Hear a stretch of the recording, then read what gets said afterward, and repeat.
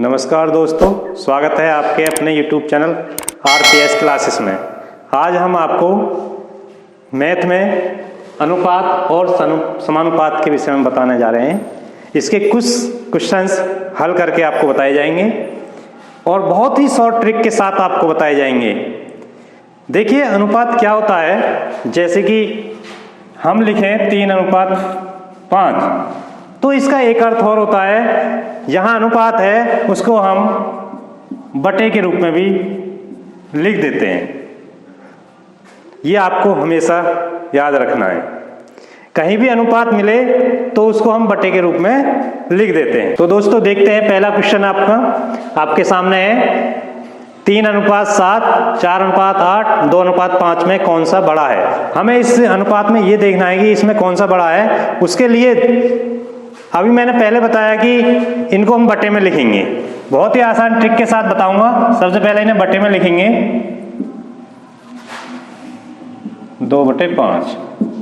अब क्या करना है, इसमें बहुत आसान ट्रिक होती है कि इसके अंश में 0 लगा देंगे।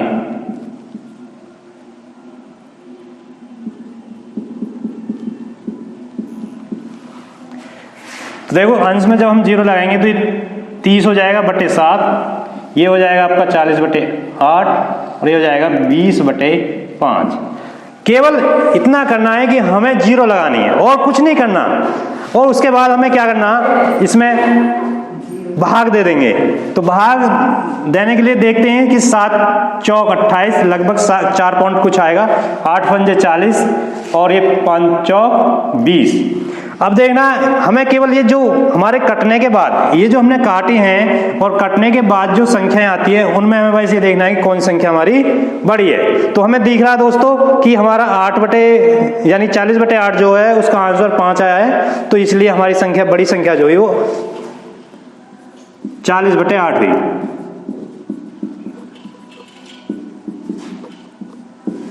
तो दोस्तों इसके बाद कौन सा अनुपात हुआ हमारा, 4:8। तो 4:8 जो है वो बड़ा अनुपात, ये इसका आंसर होगा। दोस्तों ये आपका अगला क्वेश्चन है, क्वेश्चन नंबर 2। इसमें देखिए ये अनुपात दिया हुआ 5:6, 9:8 और 4:3 में हमें मिश्र अनुपात ज्ञात करना है।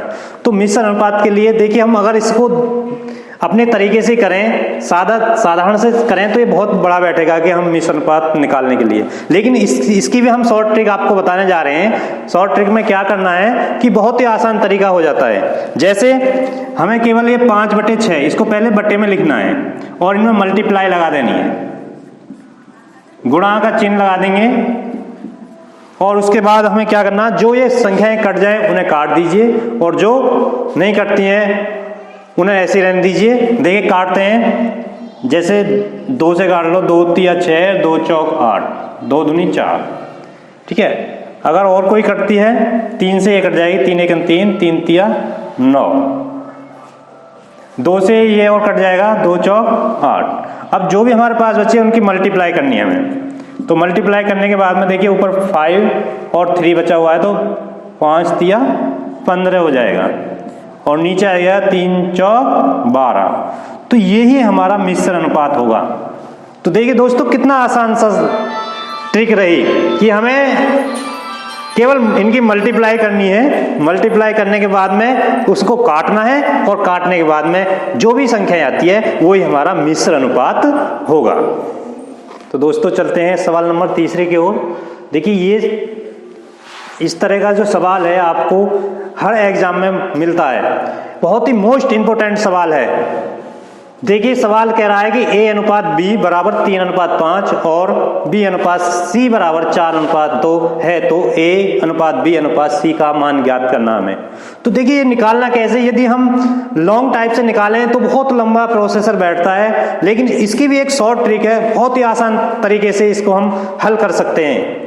और वो शॉर्ट ट्रिक ध्यान रखनी है कि कब यूज होती है, तब प्रयोग की जाती है यदि A/B 3:5 है और यहाँ जैसे यहाँ लास्ट में B रहा है और यहाँ B से शुरू होता है, तो ही वो ट्रिक हमारी काम करेगी। यदि यहाँ कोई और अनुपात आता है तो वो ट्रिक काम नहीं करेगी। तो आपको दोस्तों ये ध्यान रखना है कि यदि हमारा पहला अनुपात बी पे समाप्त है और दूसरा बी से ही स्टार्ट है तो ही वो ट्रिक काम करेगी। तो देखिए ट्रिक क्या है, हम कैसे करते हैं। हम पहले लिख लेंगे इनको ए अनुपात बी अनुपात सी, तीनों को इस तरीके से लिख लेती हैं। और पहले जो हमें अनुपात दिया है, जैसे ए अनुपात बी दिया हुआ तो 3:5, तो इसे ए और बी के नीचे लिखेंगे जी। आगे जो बचा हुआ है उसको हम खाली छोड़ देंगे। ऐसे ही फिर आगे जो दिया हुआ है, जैसे बी अनुपात सी दिया हुआ है तो उसमें 4:2 है, तो उसको हम बी और सी के नीचे लिखेंगे। अब यहाँ पहले वाले को खाली छोड़ देंगे। जहां हमने खाली छोड़ा है वहां पे क्या करते हैं, वहां पे जो ये संख्या उसके पड़ोस वाली संख्या होती है उसी को लिख लेते हैं। जैसे यहाँ पे 5 था तो यहाँ 5 लिख लिया, इधर इसके पड़ोस की 4 है तो यहाँ पे क्या लिख लेंगे, 4 लिख लेंगे। उसके बाद हम क्या करेंगे दोस्तों, इनकी जो है मल्टीप्लाई करके नीचे लिख देंगे। जो मल्टीप्लाई आएगी, जो गुणा होकर आएगा, वो ही हमारा ए अनुपात बी अनुपात सी होगा। तो देखिए क्या आएगा, 3 की 4 में मल्टीप्लाई करेंगे, 3 चौक 12, और 5 की 4 में 5 चौक 20, और 5 दूनी 10। यदि और ये कटता है, इसको और भी सरल कर सकते हैं तो कर सकते हैं। जैसे कि हम देखा जाए 2 से कट जाएगा, 2 छिक्का 12 अनुपात 2 दूसरा 20 और 2 पंजे 10। तो हमारा जो अनुपात आएगा ए अनुपात बी अनुपात सी, वो हो जाएगा जी 6:10 अनुपात 5। देखो दोस्तों कितने आसान तरीके से हमने ये इनका ए अनुपात बी अनुपात सी का अनुपात आपके सामने निकाल दिया। तो ये क्वेश्चन, ये माने बहुत इंपॉर्टेंट क्वेश्चन है, हर एग्जाम में पूछा जाता है। आपका 1 नंबर पक्का मानिए अगर इस शॉर्ट ट्रिक से करते हैं तो दोस्तों देखिए अगले क्वेश्चन की ओर चलते हैं। क्वेश्चन नंबर ये आता है आपका 4। यहां देखिए आप, यदि 2a बराबर 3b तथा 4b बराबर 6c तो a अनुपात b अनुपात c ज्ञात करना हमें। ये भी बहुत एग्जाम के दृष्टि से बहुत ही मोस्ट क्वेश्चन है। तो इसमें देखिए आप कैसे करेंगे, यहां से a का मान, b का मान और c का मान किस तरीके से हम निकाल सकते हैं। इसके लिए बहुत आसान तरीका है। देखिए क्या तरीका है, किस तरीके से इसको हम हल कर सकते हैं आसान तरीके से। तो उसके लिए देखना है आपको, हमारे पास जो पहला अनुपात है 2a बराबर 3b, ये इस तरीके से दिया गया। हम क्या करते हैं, यहाँ केवल क्या करना है, उल्टा लिखना है। जो a के साथ है उसको तो b लिखेंगे और जो b के साथ है उसका माना जाएगा a। केवल अंकों को उल्टा लिखना है, अंकों को उल्टा लिखना है। जैसे a का मान जो हो जाएगा आपका, वो हम इसे न मान करके इधर b वाले को मानेंगे। तो a का मान हो जाएगा 3 और b का हो जाएगा आपका a के साथ जो वो 2। इसी तरीके इधर b का हो जाएगा आपका 6 और c का हो जाएगा 4। तो ये समझ में आया होगा, केवल हमें उल्टा लिखना है। a के स्थान a का जो मान लिखना है वो जो b के साथ होता है उसको लिखना है, और इसी तरीके से b के मान जो है वो a के साथ वाला लिखना है। इसी तरीके से, इस तरह से लिखने के बाद में अब दोस्तों हमें पता चल गया कि a b और c के मान हमें प्राप्त हो चुके हैं। फिर पहले की तरह हमें करना है, उसको हम लिखेंगे a अनुपात b अनुपात c। फिर उसके नीचे जो हमारे मान है उनको लिखेंगे। जैसे पहले मान है a का 3 है तो a के नीचे 3 लिखेंगे, b का अनुपात 2 है तो 2 लिखेंगे। फिर इसके आगे वाला खाली छोड़ देंगे, जैसे अभी इससे पहले वाले क्वेश्चन में हमने किया था, बिल्कुल सेम उसी तरीके से करना। अभी आगे देखते हैं, b का 6 और c का 4 है तो अनुपात 4, इधर खाली रह गया। अब पहले की तरह इन खाली स्थान की जगह जैसे यहाँ पे 2 है तो वो 2 लिख देंगे, और जो इसका पड़ोसी है इसको यहाँ लिख देंगे 6। फिर इनकी मल्टीप्लाई कर देंगे और आंसर आ जाएगा 6 तिया 18 अनुपात 6 दूनी 12 अनुपात 4 दूनी 8। ये अनुपात हो जाएगा हमारा a अनुपात b अनुपात c। देखिए यदि ऐसा आपके विकल्प में नहीं मिलता है तो इसको काट कर देखेंगे। अगर कटता है तो हमें पता है कि ये 2 से कट जाएगा, 2 छिक्का 12 और 2 चौक 8। तो ये हमारा आ जाएगा A अनुपात B अनुपात C बराबर 9:6:4। देखो कितने आसान से तरीके से हमने ये सवाल किया है। तो दोस्तों बहुत मोस्ट क्वेश्चन है, आपका एग्जाम में 100% आता है, तो इस पर ध्यान दें। ये आपके पहले की तरह थोड़ा सा बदला हुआ था, वहाँ पे बदलने के लिए आपको बताई दी ट्रिक क्या है कि उनको उल्टा लिखना है। लिखने के बाद में पहले सवाल की तरह आपको ट्रिक लगानी है और आंसर आपके सामने होगा। तो दोस्तों हम चलते हैं नेक्स्ट क्वेश्चन की ओर। हमारा अगला क्वेश्चन नंबर 5 है।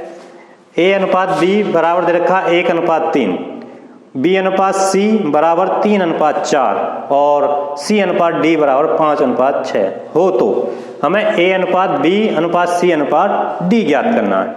दोस्तों अभी तक हमने केवल 2 अनुपात का सवाल पढ़े थे, लेकिन इसमें हमारा 3 अनुपात दिए हुए हैं और तीनों का फिर A अनुपात B अनुपात C अनुपात D ज्ञात करना है। तो दोस्तों कोई घबराने वाली बात नहीं है। जैसे हमने 2 अनुपात का किया है बिल्कुल वैसे ही ये हमारा 3 अनुपात का है। इसमें कोई ज़्यादा बड़ी बात नहीं है। जैसे हमने वो किया है बिल्कुल सेम वैसे ही करना है।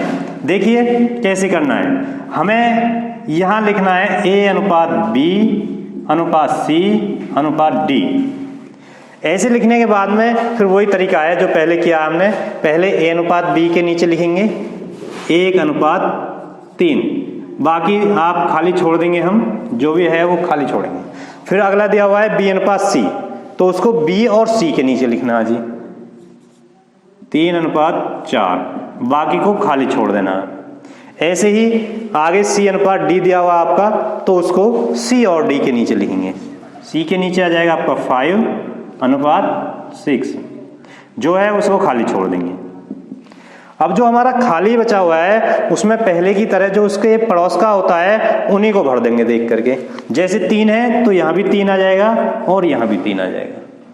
ऐसे ही इसका पड़ोसी 3 है तो यहाँ भी 3 आ जाएगा और इधर पड़ोसी 4 है तो यहाँ पे 4 आ जाएगा और इधर का 5 है तो इन दोनों में क्या आएगा आपका 5 आएगा। फिर वही है इनकी मल्टीप्लाई करनी। मल्टीप्लाई करने के बाद में जो भी आएगा वो ही हमारा अनुपात आ जाएगा। भी देखिए क्या करना है। 5 तिया 15 एकन 15 अनुपात 3 तिया 9 पंजे 45, फिर अनुपात 4 तिया 12 पंजे 60 और 4 तिया 12 12 छिंग 72। तो आपका ये अनुपात आता है। यदि ये कटता है किसी संख्या से तो इसको काट लेंगे। 3 से काटे दोस्तों,